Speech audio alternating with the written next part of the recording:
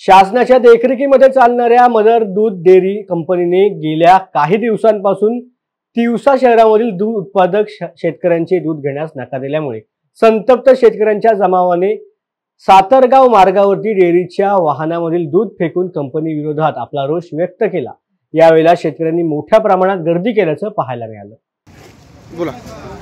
मी एक दूधधारक शेतकरी आहे, मदर डेअरीचा पोटधारक आहे। मला दूध मदर डेअरीकडनं काय अनुदानात मिळालेली आहे आणि मदर डेअरीचे सुपरवायझर, एरिया मॅनेजर दिवसातलं 3 दिवसापासून आमचं दूध नेत नाही, आमचं दूध वाया चाललं आहे। कोण जबाबदार आहे? विजय पाटलांनी 5 रुपये अनुदान कबूल केलं आहे। 6 महिन्यापासून अजूनपर्यंत आम्हाला अनुदान नाही मिळालं आहे। 9-10 दिवस 15 दिवस पैसे नाही मिळत आहे। याला जबाबदार कोण आहे? आम्ही जनावरांना काय खाऊ घालायचं? माती खाऊ घालायची काय? आम्हाला सुविधा दिली आहे काय? पशुखाद्याचे भाव वाढले। आमचं एकच म्हणणं आहे, आमचं दूध डेअरीहून दररोज यांनी सेंटरहून उचलावं। आज पण झालेल्या दुधाची नुकसान भरपाई करून द्यावी।